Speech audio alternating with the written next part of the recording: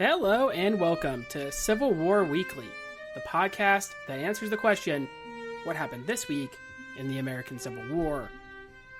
I'm your host, Tim Patrick, and this is episode 198, December 30th to December 31st, 1864. As we officially close out 1864 and 2024, I wanted to do something a little bit different for this episode. It is possible that you are a Patreon subscriber, or you heard me at least talk about the Patreon, and I have mentioned in previous episodes how we have basically 3 different buckets of content that we do there on the Patreon. We have movie reviews. It's one of my favorites to have watched a movie, talk about the historical accuracy, what they got right, what they didn't. We have memoir reviews, and then we also have a lot of picture slideshows showing modern day battlefields. So I want to take this very short episode to just go over the movies that we've already done, talk about how I would rank them, and as of the recording of this, it's 1 through 16, and I've rated them off of 2 metrics, historical accuracy and then entertainment value. I've added those numbers together and come up with a ranking of all the movies we have done so far on the Patreon. Now, we haven't done them all. I think you might have heard that we'll be doing Gone with the Wind. That will be the next movie that we've done that won't be on this list, obviously, but there's still so many more to do, so this is not necessarily an ending of the movies. This is just what we have so far, and maybe at a future date we can pick this back up. Now, besides that, I also want to do a kind of superlative here at the end of the episode, talking about some of the other content that we have out there, talking about actually going to these places. Remember the picture slideshows, modern day battlefields, then maybe do a little bit of a preview of 1865 as well. But without further ado, let's get into the movie rankings. And like I said, we got 1 through 16. I will start at the bottom. I'll start at 16 here. And that is the spot that unfortunately has Santa Fe Trail. Now, Santa Fe Trail, we talked about how that's an Errol Flynn movie, kind of depicts the events of the John Brown raid. It didn't do particularly good in terms of historical accuracy. I gave it a 2 for that, and a 3 for your entertainment value. It's kind of one of those run-of-the-mill westerns. Overall, getting a 5. In terms of this list, it's at the bottom, but it's not a bad movie by any means, I would say. But Santa Fe Trail will be here at the bottom. Number 15 is actually going to be A Friendly Persuasion, and that movie, if you recall, depicted sort of the events of the John Hunt Morgan raid into, very briefly, Indiana and Ohio, but it is about a Quaker family who gets thrown into this situation of war. And I think one of the more interesting things about the movie is it actually does show kind of what life would have been like for them. It speaks a lot toward the values that maybe individuals like this would have had back in the 1860s. Does a pretty good job of having that strain on the home front as well that we have mentioned in some of our episodes, some of our other content that we've rolled out. However, it just really wasn't all that entertaining of a movie, right? It had kind of a slow burn all the way up until the end, where you do have this encounter with John Hunt Morgan's raiders. There's a fictional battle that obviously wouldn't have taken place. Does not depict Buffington Island, which would have been kind of the end of Morgan's time. It's a little bit different, so we do have bad scores, I guess I should say, in terms of this list. 3 and 3, making 6 for 15. 14, we have the Jayhawkers, and remember that was a Fess Parker movie we talked about that depicts events before the Civil War. It would have been, in the Bleeding Kansas kind of era, and it was very confusing from a historical accuracy point because you have kind of the good guys and the bad guys, and they're kind of blended. And in some ways, you could say that that's kind of poetic because there probably would have been atrocities committed on both sides, but it's very confusing as to who the good guys are. Are the bad guys the ones who are the Jayhawkers? Are the good guys? It's very interesting. And again, it's one of those kind of run-of-the-mill Western films. I particularly enjoyed it probably better than Santa Fe Trail. That's why I gave it just a point better on the entertainment value, so it comes in at 14 with an overall score of 7. Number 13 we have here, is Abraham Lincoln Vampire Hunter. And this one, it was actually a pretty entertaining movie. Obviously, a movie about Abraham Lincoln hunting vampires is not going to have a very high historical accuracy score from me. But it actually does have a decent amount of stuff in there, and I think I highlighted it when we talked about that in that particular Patreon episode, and that it was surprising in that it got more stuff than you might think. But I think ultimately what destroys this movie for me is that you have a very weird sequence where it's like the Confederates are almost winning the Battle of Gettysburg because they're all vampires. It just kind of seems that's just too much for me, right? Like, have the vampire stuff on the back end. I can take that, but that's why it comes in with overall score of 8 and number 13. Number 12, we had The Red Badge of Courage. That's an Audie Murphy film, and it's a classic, right? Based off the Stephen Crane book. And it came in here with a 2 for historical accuracy and a 6 for entertainment value. 6 because the story is so well thought out, I guess, and the book is very entertaining. It's not a particularly long book either. Not a particularly long movie. So I would say the 6 for entertainment is pretty fair here. 2 for historical accuracy because there's just a lot that I thought was hard to get past, at least for me, right? There's a Lancer charge at one point. Union Lancers. We know there's really was only one Lance charge during the war, and it would have been Confederates in New Mexico, and it does not end very well for them at all. Part of the reason why there were very few Lancer charges during the war. Then you also have this kind of ambiguity. A lot of people think maybe it was Chancellorsville, possibly the Wilderness. It makes more sense to me if it was the Wilderness based off of this movie. But you just can't really get over the fact that this is just shot somewhere in California. It doesn't really particularly look like Virginia, so it is a little bit difficult in that regard. So, like I said, entertaining movie. Gave it an 8, comes in at number 12. 11, I actually combined both Beguiled movies. If you recall from our Patreon back a couple months ago, we talked about the Beguiled. We did the Clint Eastwood version, and then we also did the Colin Farrell version. I kind of just combined those together because they are essentially the same movie. There are some things that are different.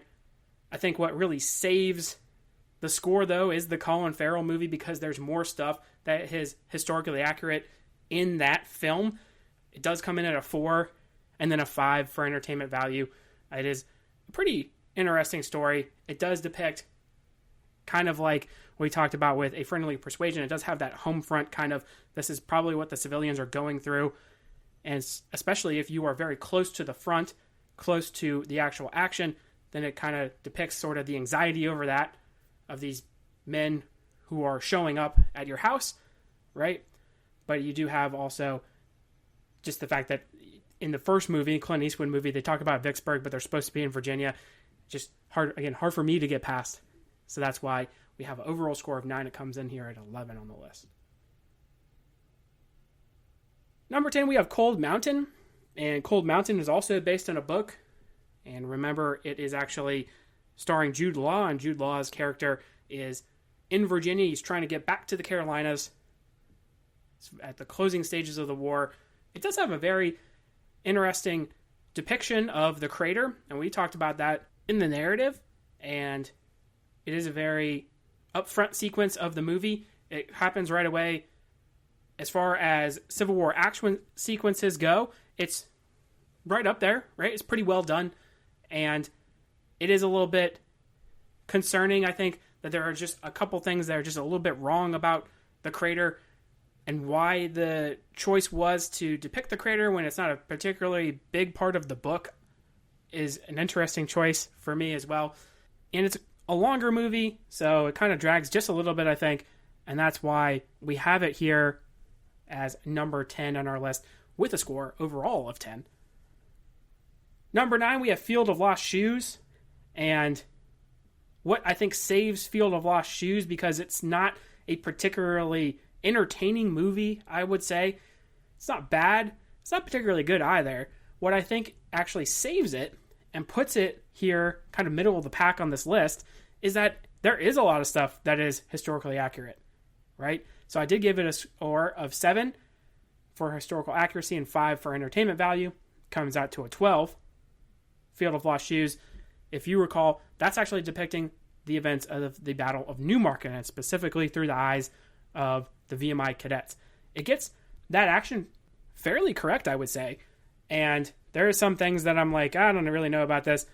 You had Henry DuPont being sort of the primary battlefield commander for the Union forces, which we know that wasn't the case at the Battle of Newmarket. But like I said, we have pretty good historical accuracy here, I should say. And that's why it comes in here on the list. 8, we have One Man's Hero. And One Man's Hero is a movie that is starring Tom Berenger, and it is depicting events actually from the Mexican-American War. So we did this very early on in our Patreon episodes, kind of gives us a prelude to the Civil War. And in One Man's Hero, it's about Irish deserters who actually join the Mexican army because they identify more with the Mexicans than they do the United States Army. And they are promised land in Mexico should the Mexicans win the Mexican-American War. We know that doesn't happen. Winfield Scott is able to capture Mexico City.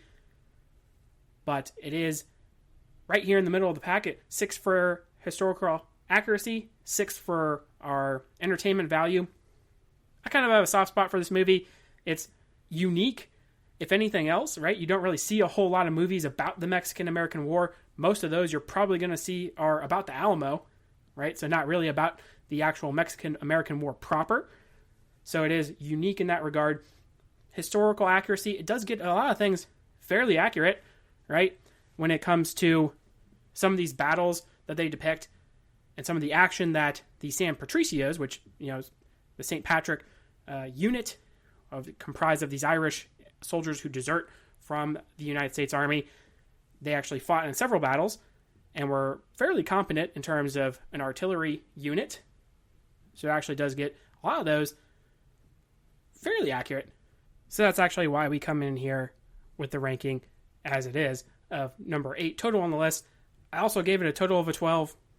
I kind of like took every numerical total that was the same and kind of just did a quick ranking of them in my head. So even though it comes out with the same total score as Field of Lost Shoes, it's going to be one slot higher. Above One Man's Hero, we have number 7. That's going to be Gods and Generals. And I'm sure you've heard me talk about Gods and Generals on this podcast before, so I'm not necessarily going to go too much into it.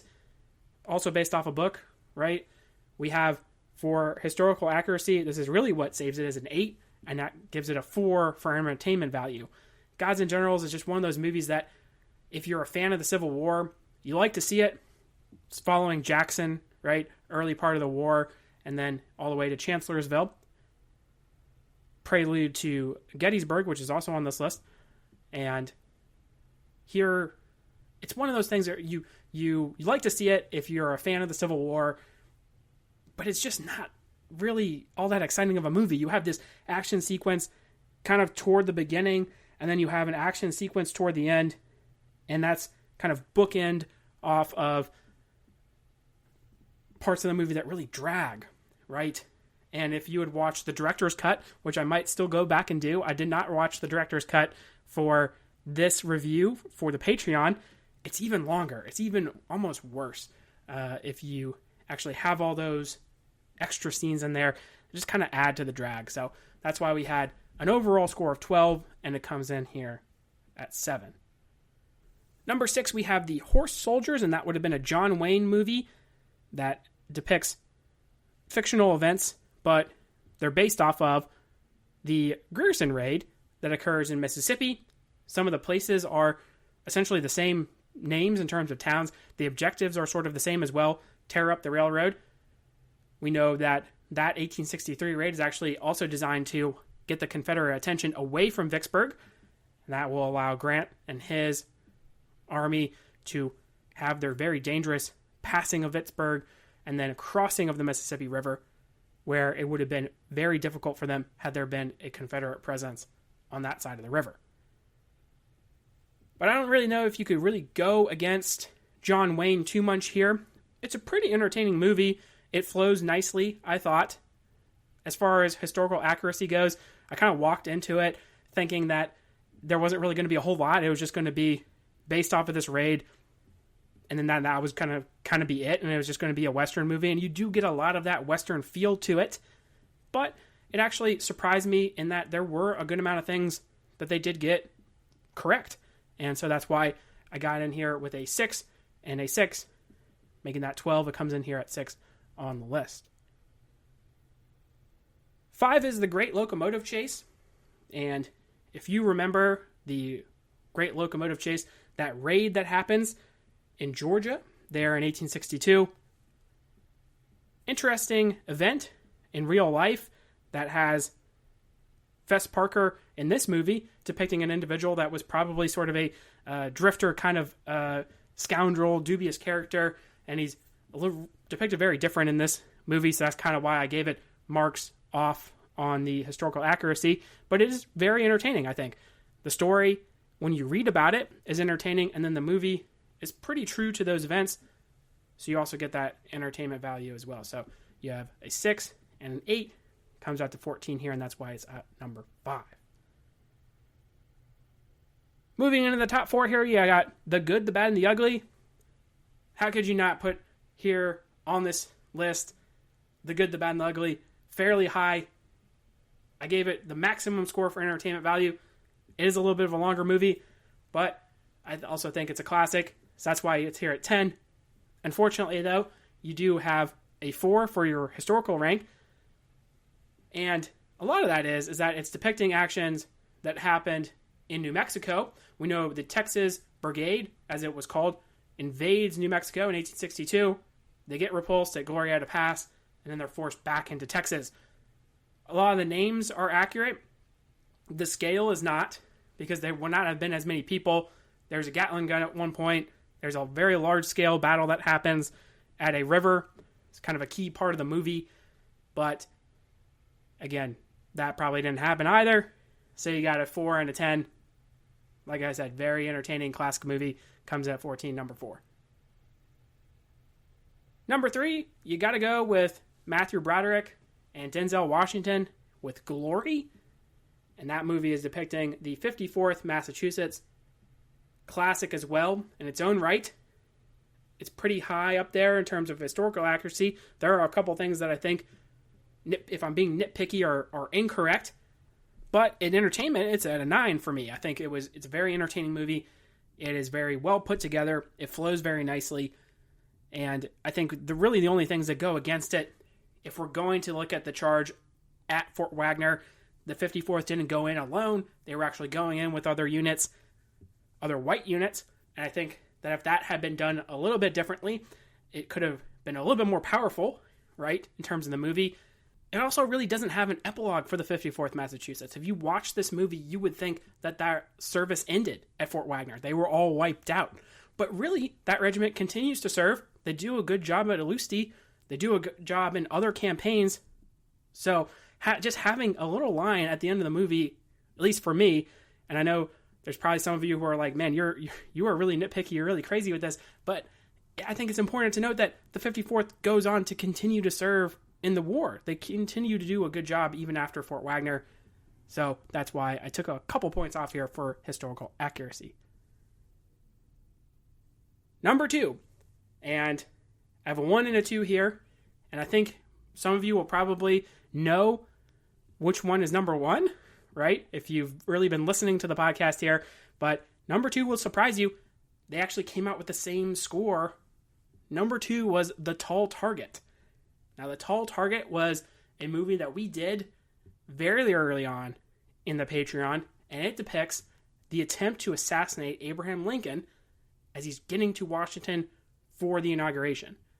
This movie was super surprising to me in many regards. Historical accuracy was 1. They got the story pretty well right. It was a shorter movie, very compact, enjoyable throughout. I don't think I can really recall a time that it dragged at all. So we have very high marks. Like I said, a 9 and a 9, giving it an 18, and a spot on this list at number 2. At number 1, I think it comes at no surprise that it should be Gettysburg here. What can I say about Gettysburg? It focuses mostly on the first day, particularly the cavalry action there, the second day at Little Round Top, and the third day there at Pickett's Charge. It gets a lot of things right. It's very entertaining for me. It is a little bit of a longer movie, but it is also very entertaining. That's why I gave it a 9 out of 9. Got an 18, and then it comes in at number 1 here at the list. So that's actually going to conclude our movie rankings here. I have a few superlatives just to talk very briefly about, and then we can get into kind of looking ahead at 1865. Favorite mainstream battlefield? It's got to be Gettysburg, right? You can go there if you're like me. You can go there and you can walk around for days, right? You can split it up in different days. You can go back there and focus on certain parts. It is very enjoyable to go up there. I think it's very well marked as well. You get a really good idea of the battlefield. Favorite less mainstream battlefield? It's got to be Gaines's Mill. It's one of my personal favorites to just go and walk around.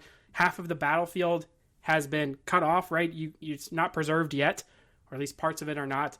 So you don't get that half of it, but the half that you do get is where most of the Confederate assault would have been, right?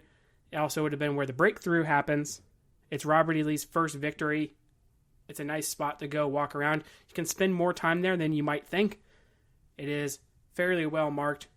They have a new attack trail, relatively new anyway, that does have some numbers, and it tells you what happens at this certain places if you look it up online. So Gaines's Mill here, favorite less mainstream battlefield. We actually did a picture slideshow about it back in 1862, back in 2022 when the battle, we talk about it in the narrative. The surprise pick, I think, for a battlefield is actually going to be Petersburg, and that might come as a shock. Not one of the other ones that we've talked about before, but Petersburg is actually going to come in here as kind of a dark horse, right? Unsung hero, surprise, because you get a very good idea of all really the main actions of Petersburg. And when I say that, I know we did the picture slideshow at the Battle of the Crater, talked about the crater when we talked about Cold Mountain, right? But you also have, on the battlefield, you get the early part of Petersburg. You can really even talk about the early assaults on Petersburg on the June 9th days. And then you get the later assaults by Baldy Smith and his corps that start to push the Confederates back, leading up to the assault of the 1st Maine. Then you get the crater. And then, an event that we haven't covered yet, you get kind of the last, what is considered to be anyway, the last offensive for the Confederates, the attack on Fort Stedman. So that kind of closes the book. You get all of the main actions that happen at Petersburg right there. So it is a surprising pick. You can actually go around. There's some good trails there. You can actually walk around for quite some time. So that's why it comes in here as the surprise. The best walk I put in here as Perryville. It's very picturesque if you're going in nicer weather. Even if you're going in the fall, it has some rolling hills. And it is quite an enjoyable time to just walk around. I happen to go in the heat, and that was a little bit more difficult, so bring water if you're going out there. But the best walk, I should say, would be Perryville. The battlefield that I'm going to say don't sleep on it is actually Pea Ridge, and Pea Ridge is another one that we did in our Patreon feed here. You, of course, remember Pea Ridge as being the 1862 battle with Earl Van Dorn. Kind of closes the book on Arkansas here for the Confederates. Well, I guess I should say it starts to close the door. Prairie Grove kind of closes the door. The two main battles that happen in Arkansas during the war, if you're not counting, say, like Arkansas Post for that matter. But Pea Ridge, very interesting battlefield to go to because you can do some walking around, but you can also do a driving tour. And the driving tour takes you to all the main places of the battlefield. And it's one of those battlefields where, as you could probably imagine, there's not a whole lot of people that go out there. I think one of the downsides of going to a place like Gettysburg, depending on what time of year you go, is that there's going to be a lot of people walking around. And not to say that I don't like people, but sometimes you just want to go there and see the battlefield without there being a whole bunch of people walking around. And you get a good idea of the action, the topography, right? I think you get a better idea of that. So that is my don't sleep on it pick here for a battlefield in Pea Ridge. Talk a little bit about some memoirs. I got 3 for memoirs here. The best memoir has got to be Company H. Sam Watkins talks about his time serving in a Tennessee regiment in the West, quote unquote, the sub-theater of the war. Very entertaining. He has a pretty good understanding of the action. I think one of the problems with a lot of these memoirs is that there are individuals who want to kind of put it in the historical perspective for you.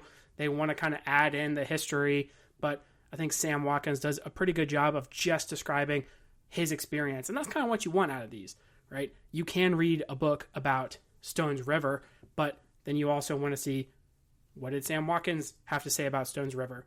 You know, you don't need to hear him talk about the Round Forest when maybe he wasn't there, right? So that's why I have it in here, the best memoir here, Company H, Sam Watkins. My surprise pick for a memoir is actually Rebel Private Front and Rear. That was actually talking about a member of the Texas Brigade, who then goes on to serve in Terry's Texas Rangers. So he actually gets the East, the main theater, and the sub-theater as well. And it was entertaining, right? I think that was also kind of hand in hand with Company H in that there wasn't really a whole lot of talk about tactics. William Fletcher is going to be the individual who wrote it, and he's just going to be talking about stories, really, from his service during the war. Talks about some of the engagements in which he fought in, but it's really just more about his experience. And again, that's what I kind of think you want more in these memoirs, these firsthand accounts from these battles, especially from these individuals who are rank and file enlisted men. Then finally, we have our most informative memoir, and that's actually going to go to Hardtack and Coffee. This was actually written by John Billings, and it's going to be a book essentially talking about the non-combat stuff, the soldier's life kind of aspects to serving in the Civil War. And that's why I think it is unique in that every chapter is just going to be kind of a different subject on what these soldiers are going through.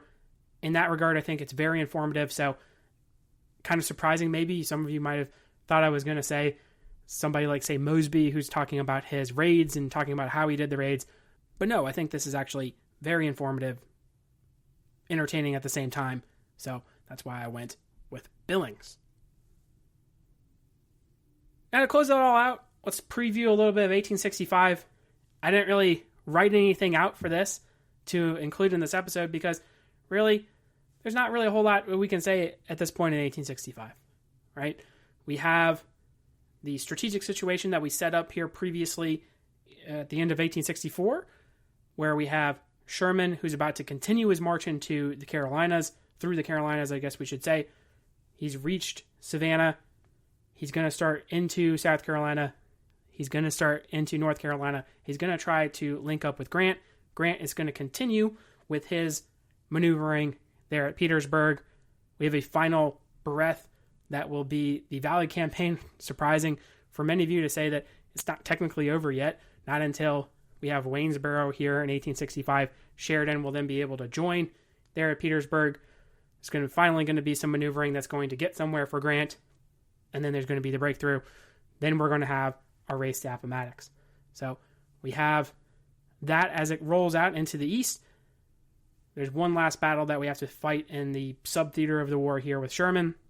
And then we will essentially have Bennett's Place thereafter. From there, I think we have to go immediately into Abraham Lincoln's fate. It's finally time for his assassination attempt here in 1865, 2025. We will talk about that.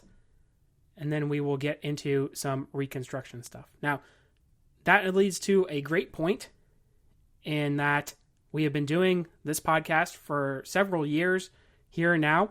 We're finally coming to the end. It's kind of hard to believe that we've gotten through all these battles, all these events. We're finally coming toward the end here. There will be continued episodes moving forward. Continue to be making these. Format's going to change ever so slightly, but what we're going to do is going to get through the rest of these events in 1865 through the end of the war. We'll be doing a couple episodes here, I think, talking a little bit about Reconstruction and what that's going to look like. And then we'll be shifting to a new format. So that is all to say, we're not going anywhere. Stay tuned for that.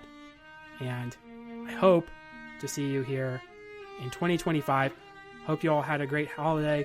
Have a very happy new year. And again, thank you all so much for listening.